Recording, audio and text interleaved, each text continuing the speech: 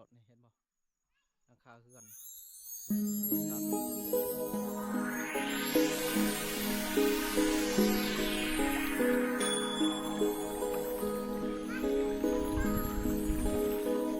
เห็นอยู่เพจช่องปรับลิ้นก็อยู่ว่านะนี่ก็ปีละเออ18เนาะยังบ่มีผู้สาวอยู่ทุกคนบ่น่าเชื่อเลยง่ายๆเขาแล้วเรื่องราวเขาจะชนให้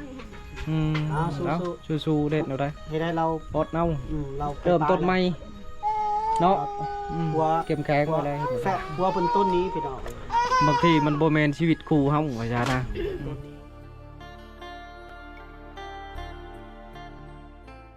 กับทักทายสบายดีคนยินดีเข้าสู่ช่องบ้าวน้องกันวิถีชาวบ้านเช่นเก่าเช่นเดิมทุกคนก็คือบ่าวมื้อนี้ก็มาเขตซุยป่นว่าซะก็คือเฮามาแต่พุ่นละแต่บ้านตะนางพุ่นละทุกคนเลยก็สิออกไปทางซุยป่นพี่นะเพราะว่าเฮาไปทางโลโก้อันนั้นหมู่บ้าน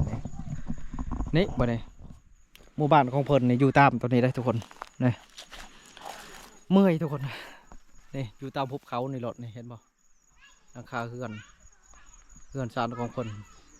แต่บ่ฮู้ว่าบ้านหยังเดียวเฮาสิเสนอทุกคนอีกทีหนึงไปอันนี้แล้วเฮาจอดรถอยู่นี่นะจอดรถจักรเป็นทางทุกคนนี่ตัวนี้แล้วทางที่ขึ้นไปแล้วก็นี่คือบ้านเพิ่นนี่อยู่ประมาณจักหลังคาเฮือนประมาณ5 6 7หลังคาเฮือนนี่แหละประมาณนี้แหละทุกคนนะเด้อยู่ตามหอมพุ่งนะทุกคนก็คือน้ำนาพระทางก็เบาจอยสบายดีเบาจอยโดยบ้านยังเบาจอยเนี่ยบ้านตะนางน้อยเด้อตัวนี้ตะนางน้อยเนาะโอ้ยโยบ้านตะนางน้อยตะนางใหญ่แล้วก็ตะนางทึงแต่ว่าขึ้นกับตะนางใหญ่ขึ้นเวลามีเขาเวลามาแจกเครื่องแจกของนี่ก็สิมีเขาสิเอิ้นไปรวมกันหมดอ๋อคือแต่ก่อนบ่จอยคือมาแจกโซลาร์เซลล์นี่ก็เอิ้นรวมกันหมดอ๋อประมาณ50หน่วยโซลาร์เซลล์แจกอ๋อก็คือเบาจอยเป็นผู้มาแจกเนาะโซลาร์เซลล์ให้เขาเจ้าหมดโอ้เด้ทุกคนเอาขอบใจนะเพิ่นทุกคนเลยถือว่าเบาจอยเพิ่นมาแจกทางเมืองไทยพุ่นดอกอ๋อโดยเด้ถือว่าได้ยอดเนาะว่าจ้ะเอาบ้านนี่จักหลังคาเฮือนกับเบาจอยประมาณ5-6หลังคาเฮือนนี่แหละเนาะก็อยู่คักแปลกตาทุกคนเลยอยู่ในตำหอมผู้เลยนะพิษไม่น้ำห่วยน้อยนึงแมนเอาบริการชีบังเฮือนไปเลยทุกคนนะไปนี่นี่อันนี้เสียหญ้าเนาะเสียหญ้าออกทุกคนเลยตัวชีปลูกผักเนาะอันนี้เฮือนเพิ่นทุกคนขออนุญาตเบิ่งเฮือนไปก่อนให้ทุกคนได้เบิ่งไว้ซะโอ้มีจานดาวเทียมข้างในเนาะโอ้โซลาร์เซลล์นี่เบิ่งได้เนาะเบาจอยมีมองแบตใหญ่เด้อโอ้เจ้าเฮ็ดได้คักเลยจ้ะจัดใหญ่เลยเบาจอยเฮ็ดเขาบังโทรทัศน์ได้ทุกคนเลยตัวคือบ้านนี่ใหญ่เลยทุกคนเลยนี่เฮือนเพิ่นเอาปะให้ทุกคนได้เบิ่งเลยทุกคนเลยหมู่บ้านอยู่ในป่าว่าจ้ะอยู่ในเขาบ้าน5-6หลังคาเฮือนหมดบ้านกลางภูเขาประมาณภูเขาที่ฟังก็เลยทุกคนคักดีนี่มีน้ำอีกทุกคนเหมาะเลยคนอยู่เนี่ย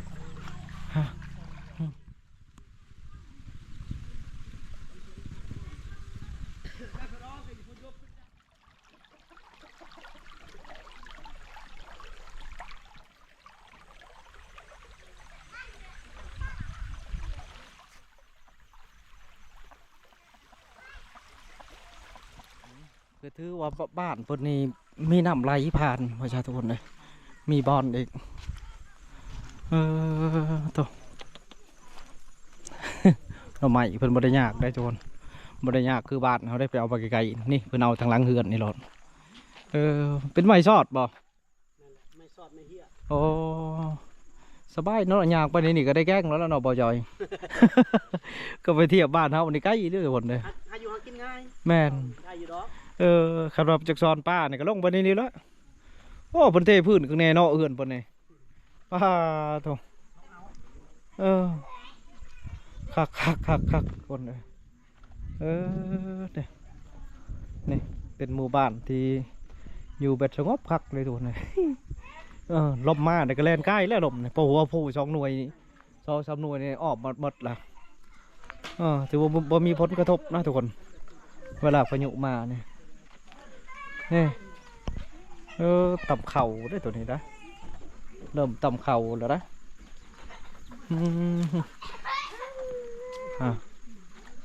แนวคนอยู่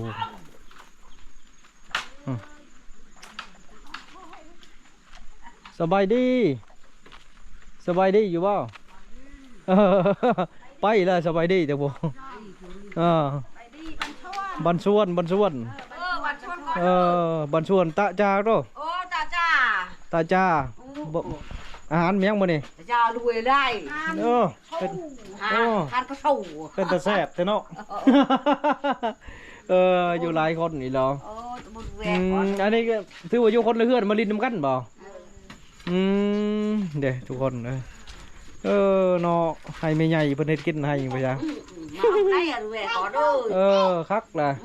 อาหารแบบนี้แหละแซ่บใส่หมากอันนั้น แซ่บเด้อลูกเขาเอิ้นมักพักกันสิแม่นแล้วนะ ขมางมมันจะเชฟเรื่องกันเนาะ โอ้คักแล้วชอบนี่ป้าแซ่บ ไก่มีซีดบ่ได้คนใส่นี่หน่อไม้ก็แซ่บแต่ทำก็ยังหาหน่อไม้คือกัน ขมัง สดกะคักแล้วละหน่อไม้ก็ 2 คน บ่ได้ใส่ชงเพิ่นบ่มีชงโอ้เนาะค่ะ อันนี้ลูกไผ่บ่บ่แม่นคนเลื่อนเฉยๆมาห้อมกันเนาะลูกสาวบ่หรือลูกไผ่ เช้า ลูกสาวเนาะเฮือนเดียวนี้อยู่พุทธอยู่กับผัว ปวดปะแล้ว อ้าวเป็นแม่ห้างบ่นี่เอาล่ะยังเป็นผู้สาวอยู่ได้บ่จอย ป้าเอิงบ่ได้ล่ะบ่ป้าเอิงบ่ได้ผัวได้ดดหรอบ่ โอ้เป็น2 เดือนป่าละ เขาเดือนป้ายโอ้ก็ยังบ่ดดบ่ได้ยังคนฮอดแล้วข่อยว่า ให้เห็นไอ้ตอนจะไปหันเด้มัน คือยังอยู่ ตอนหันตอนจะไปก็ยังอยู่หันได้2-3 มือมันก็หนีไปแล้วบอกแน่น้องหันมันไปแล้วมันบ่บอกหันเลยหัน ไปแล้วบ่บอกเลย คอยบ่ฮู้มันไปจากตอน เอาบ้านได้แล้วผัว กระหมุตั้งกระหมุ คนคือมุอัน ทางไสเนี่ย ทาง ป้าไก่เติบอี ทางโรงพยาบาลบ่ เด้อล่ะ เออ เขาก็บ่ฮู้มันไปเลยมันมือมันไปมันเอาลูกเคยนี่มันให้พ่อเคยว่าพ่อจะเอาหลานตัวนี้รู้ว่าเขาไปเอาเงินมันโตนั่นเลย แม่นบ่เราเมื่อยเลย แล้วมือเทหันจักฮอดเฮือนนะเขาโทรหาพ่อเราว่าบ่เห็นอยู่เฮือนเอ้ยเราก็ว่าบ่เห็นเดี๋ยวนี้เราว่าเราอยู่เวียงหัน จะติดต่อได้แล้วผัวเจ้านะ แต่ต้นมันไปตอนเดือนปลายหันเขาก็ติดต่อได้2 โอ้ เดือน แต่ว่าบ่แม่นไปบ่มีเนี่ยคนตบคนตีเนาะแต่ว่าเราไปเวียงแล้วจะติดต่อได้เหมือนเราอยู่เวียงแล้ว เด้อแหละเราตั้งใจชนี่ปะเคยนะเรามักเราว่าทุกอยู่นำเคยมันลำบากบ่มีเงินมีคำบ่มีข้าวกินนั้นเราว่า เราเว้าในนั้นเนาะว่าเจ้านั่น เราก็ว่าตรงๆนะ เราบ่อีต้นลูกบ่ ได้ลูกจักคนเหรอ 2 คน ลูก2 คนนะเนาะ ตอนเราไปเห็นลูกเคยอีนี่กันตอนยังมันนั่งหั่นเด้ จนเรายืนแล้ว เนาะ เนี่ยได้3 เดือนบ่ ได้แล้ว 3 เดือน ผัว ตอน ไป ตอนมันว่าน้ำพอใครได้หันพอเขาว่ามันคอยไปเอาเงินว่าจะพอว่าจะเมื่อได้ดูนึงจะก็เมื่อได้บักคิดจำต้องเล่นโทรศัพท์เด้มันอยากเมื่อบ้านมันนะมันก็เล่นโทรศัพท์ตุ้งมือเลยนะมันไม่เห็นยังเลยหันแล้วคอยว่าเจ้าเล่นโทรศัพท์เจ้าบังลูกบังหลานสิหันมันก็บ่สนใจ ก็คือผัวเผากระมุทางชัยยะว่าจ้ะ ทางใดก็บ้านแล้วนะ บ้านเราน่ะเรา แขวงเลยก็ แข่งอย่างแข่งลงพระบาง โรงพยาบาลอยู่ บ้านก็หูบ่เจ้า เนี่ยฮู้จักบ่ซื้อบ้านเราก็บ่ฮู้บ่ ก็ฮู้บ้านเราว่าเราอยู่บ้านละครนั่นเราว่า เมืองหยัง มึงยังคุก็ลืมแล้วลืม น่ะ สำคัญอยู่เมืองนั่นแหละ แต่ว่ามึงน้อยน่ะ เมืองง่อยบ่ เมืองน้อย มึงน้อย หลวงประบาง อยู่นำกันหลายปีแล้วเนาะจะได้ลูก2 คน เคยอยู่นำกัน3 ปี 3 ปี4 ปีแล้ว ด้วยแล้วเขาตอนเราไปหันโทรหาว่าลูกเจ็บแล้วก็บ่วุ่นวายหันคนโทรหาว่าเขาเจ็บนั่นแต่เดี๋ยวนี้ข่อยบ่ได้ติดต่อเราแล้วครับข่อยก็เจ็บใจเราตลอด เราก็ใจเราก็พิลึกนี่เนาะป้าหันลูก อืม ทุกสำใดก็ยังโอ้ธรรมดาก็สู้พร้อมกันดอก แต่ถ้าก็คิดในนั้นก็ดีนะแต่เราบ่คิดในนั้นนั่นเอง อืม แล้วก็บ่อยากอยู่แล้วว่านะเฮือนก็บ่มีหยังก็บ่มีแล้วว่าหั่นนั่น อืม น้องก็ยังอยู่เฮ็ดจำเป็นแล้วหั่นจะไปไสน้องน้อง ก็มั่งเนาะเสีย มั่ง ได้ หั่นจะไปไส จักเสียได้เรากับ เบิ่งตอนเราไปหั่นเด้คอยเข้ากินก็ยังบ่มีหั่น เราก็เจ็บใจแล้วว่าง่ายว่าได้ลูกนำกันบ่สิสร้างแล้วพัดไปบ่บอกบ่ลาว่าง่ายครับ เขาแล้วเรื่องราวเขาก็จนให้หั่น อืมเอาสู้ๆเด็ดเอาได้ ให้ได้เรา ปลดเอา เรา เริ่มต้นใหม่เนาะอืม หัว เข้มแข็งไปเลย แฟะหัวเป็นต้นนี้พี่น้อง บางทีมันบ่แม่นชีวิตคู่เฮาว่าซะนะ ต้นนี้ลูกป้าลูก2คนกับเมีย อืม บ่ได้บอกบ่ได้กล่าวเลยเนาะ เฮ็ดกระบาปเราเนาะ คอยต้นเราไปคอยไปบ้านอาหอหั่นคอยไปเล่นเฮือนปู่หั่น อืม เราก็บ่รถเราก็เอาไปหั่นรถเราก็ขายอยู่เซโปนหั่น อ๋อ เอารถจักรไปคันหนึงรถจักรที่หานํกันนะฮะเนาะ ดูละ พร้อมกันหาแล้วก็ได้รถเอารถ โทรศัพท์2หน่วยเราไปหั่น โทรศัพท์2หน่วยเอาไปหมดเลย หมดเลยนะเฉพาะว่าบ่มีหยังเลยอยู่เฮือนน่ะข้าวกินก็บ่มีเลยหั่นคอยก็หากินเฮือนพ่อแม่หั่นตอนเราไป แสดงว่าเราอยากไปนี่เจ้าก็บ่ต้องคิดฮอดยาแล้วเฮ็ดให้ อืม ใจเราอยากไปสำนั้นแหละ ตั้งใจไหมว่าซะ ตั้งใจไม่แล้วเฮ็ดให้ อืม คือว่า ถือว่าคู่กับแล้วว่าง่ายว่าจะเป็นนั่น แต่ว่าใจเราก็ถือว่าเขาบูเนี่ยบูเนี่ยสิเทียบแล้ว อืมแนว ปลาลูก2คนได้เนาะ อืม ปลาลูกปลาเมียแล้วก็ อ่า มีเมื่อบ้านว่าซั่น เอาผัวอยู่ไกลก็ลำบากแป๊บหนึงบ่คืออยู่ใกล้มันก็ไปส่องเบิ่ง 3 ปีได้สร้างเอากัน3 ปี4 ปีได้ลูก2คน มึงแม่ตอนเราไปลูกก็พร้อมสงสารปักนั้นมันมีแต่ซอกพอตลอด อืม คอยความลำบากไปใส่บ่ได้เลยซอกหยังก็บ่ได้บ่มีผู้ใดเบิ่งบ่มีผู้ใดหยังมีแต่พ่อแม่หันพ่อแม่ก็เฮ็ดบ่ได้พ่อแม่ก็ทุกข์เท่ากัน เอามีแต่เท่านั้นละสู้ๆเด้ออืมโอ้ยากกับบ่จอยเนาะชีวิตคู่เนี่ย แน่นอนแล้ว คันว่ามัน ถ้าเป็นเฮาบ่ทิ่มแล้ว แนวมาแล้วไฟชิไปกาทิมเนาะลูกน้อ คั ย น ๆทุกข์ก็สู้ได้นะ ตัดสินใจเอาเลยเด้ อ่า มีความรับผิดชอบ คันว่าอยู่นี่บ่ได้ก็พาไปอยู่เฮือนเฮา แม่นแล้วนะ อ่า สำหรับ ต้ เฮา อง จัก ระมัด แล้วหรือว่าใดๆมันมี บ่คือกันเนาะ ควมคับแคบในอื่นบ่ ก็ยังเอาว่าเอาอันนี้ก็มีแต่เนาะ มันใจเพิ่น โดยอืม เพื่ออีต้นลูกหลานก็แจกเขาให้เขา แม่น ให้ได้ไปถ่ายจังซี่ผมแม่นบ่ได้ไปให้นะ แนวมาแล้ว บางคนบ่เห็นเสีย14เพิ่นบ่ได้ถ่าย โอ้คักเลยเนาะบ่จอย เฮือนอยู่นี่สังเกตเบิ่งนี่คัดซิกดีแต่ละหลัง เห็นพลนี่อยู่ช่องประดับดินอะไรเจ้านี้โอ้ผู้เบารออยู่นี่โลดทุกคนเนาะคือว่าอยู่ทั้งหลวงพ่อบ้างผู้ใด คนทางเหนือเนาะ อยู่นี่โลดเด้ทุกคนมาลงมาโอ้ผู้เบารออยู่นี่โลดซะ เอาพี่ให้เพิ่น เห็นบ่ทุกคนอันเห็นซ่องประดับดินเนี่ยแม่นเพิ่นเล่านี่แหละทุกคนรอคักมีผู้สาวแล้วบ่ยังอยู่โอ้รอบ่ได้ยังบ่มีเนาะ ให้เงิน ทุกคนเห็นบ่ก็ทุกคนนะฮะเนี่ยได้ไปกับเพิ่นอยู่บ่เดี๋ยวนี้นี่กะเราเมื่อแล้วอ๋อเอา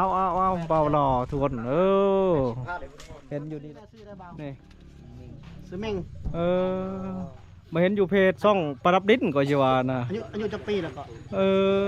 18โดย 18เนาะโอ้ยังบ่มีผู้สาวอยู่ทุกคนบ่น่าเชื่อเลย ยังบ่มีแฟนเนาะ หนุ่มๆรอในสมัยพี่น้อง ก็ซะเมานี่สิบ่ขี้เอา